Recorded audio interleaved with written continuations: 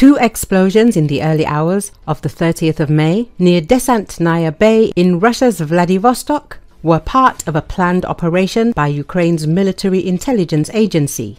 Sources say the blasts targeted the 47th Separate Air Assault Battalion of Russia's 155th Guards Naval Infantry Brigade. One explosion reportedly struck a checkpoint, the other hit an area housing personnel and commanders. According to the sources, the explosion struck near Desantnaya Bay. This brigade has been actively involved in combat against Ukraine, including documented deployments in Mariupol, Vuhledar and Kursk Oblast.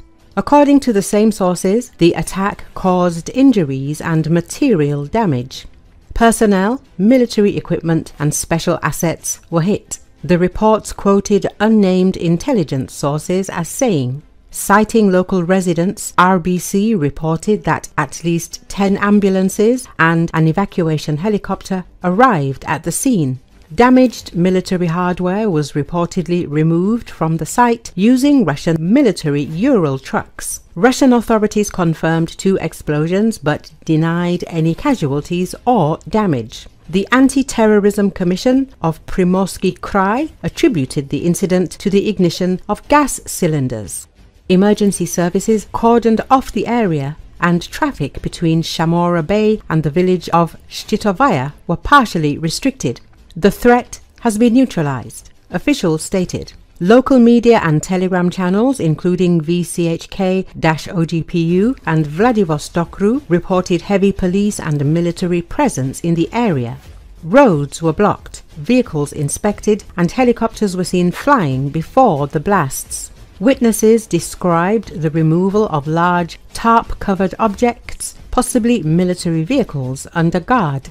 The telegram channel The True Story reported that the location is used for loading and unloading military equipment for naval deployment. According to Radio Svoboda, Desantnaya Bay may also house a training ground for the Pacific Fleet's naval infantry, which has taken part in combat operations against Ukraine. The 155th Marine Brigade has been actively involved in combat operations against Ukraine, including documented participation in the battles in Mariupol, Vuhledar and Russia's Kursk Oblast. Desantnaya Bay is a restricted area and a known site for Russian Navy drills. The 155th Marine Brigade has previously conducted amphibious training there and has been involved in key battles in Ukraine, including Mariupol and Vuhledar. The bay is located near Russia's Pacific coast, not far from the borders with China and North Korea.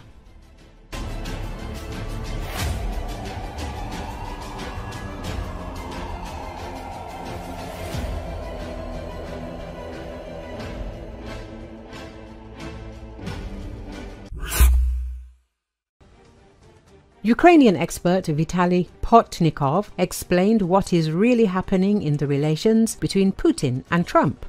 Russia is seriously losing from a geopolitical point of view. Massive shelling of Ukrainian territory has caused not only an angry reaction from European leaders, which, of course, was what the Russian capital was counting on, but also an unpredictable reaction from the US president, a dialogue with whom Putin considers his great diplomatic achievement and would like to continue it precisely against the backdrop of military actions against Ukraine.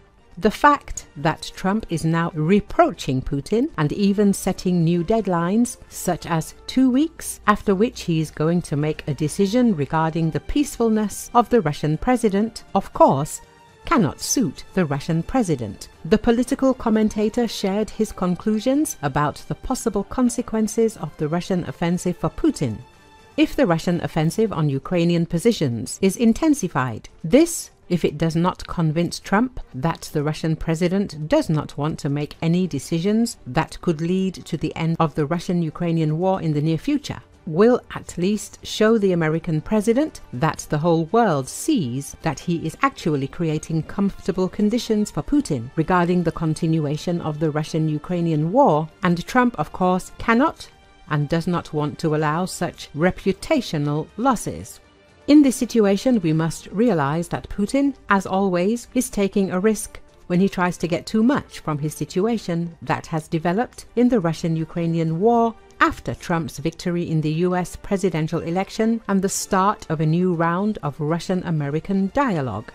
His attempts to seize another part of Ukrainian territory can only complicate these dialogues and his personal positions in the Russian-Ukrainian war, concluded Vitaly Portnikov.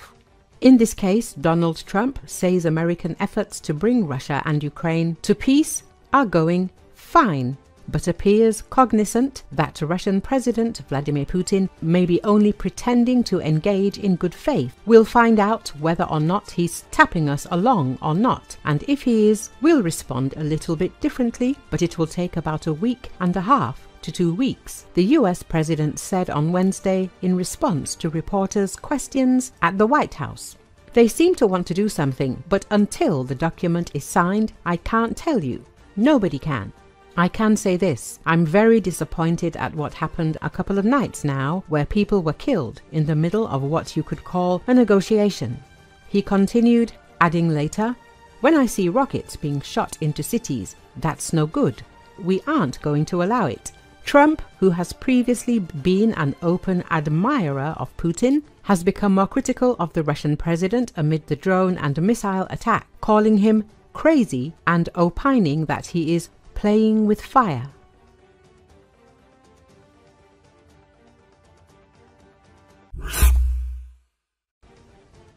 Defense and energy experts warn that Britain's gas pipelines and power lines are highly vulnerable to attack by Russia and other enemies, Politico reports. They say critical gas pipelines, power lines and data cables are a weak point in Britain's security, leaving the country vulnerable to potentially catastrophic sabotage by Russia or other enemies. Analysts, including former senior government officials, say the danger is being underestimated.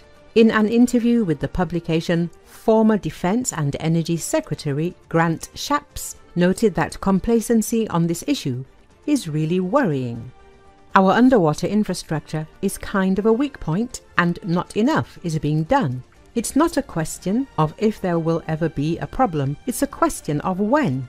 Shapps said, undersea infrastructure is one of the areas that will be considered in the defense review. Ministers said Britain and its allies have already stepped up naval patrols and monitoring to combat threats to infrastructure. Among the most potentially vulnerable areas of Britain's infrastructure, experts say, is the Langeld gas pipeline, which is used to supply gas from Norway. Langeld is our biggest weak point. It doesn't mean we'll all die if it blows up, but it does mean everything will quickly become much more expensive. There's a risk of gas rationing, said Adam Bell, the former head of the British government's Energy Strategy Department. At the same time, other analysts believe that the likelihood of an attack on the gas pipeline is low. Russia has stepped up sabotage against Europe over aid to Ukraine. According to media reports, the number of Russian attacks quadrupled from 2022 to 2023, then tripled from 2023 to 2024. In February 2025, sabotage against warships was recorded in Germany. The commander of the country's navy, Jan Christian Kak, noted the growing Russian threat. As reported by NTV, the commander of the country's navy, Jan Christian Kak, reported sabotage which damaged more than one military vessel. The Bundeswehr is aware of cases of incursions into naval bases from land and sea, as well as attempts to approach soldiers returning home. Our assessment: they are testing us. They are trying to destabilize our society, both at the national level and within the alliance, and perhaps they are creating the ground for further active military actions. The commander was asked to comment on media reports that one of the sabotage incidents involved the corvette Emden, which had not yet been handed over to the Navy. During an inspection in January, it was discovered that several kilograms of metal shavings had been dropped into the ship's power plant. Kak did not confirm the incident.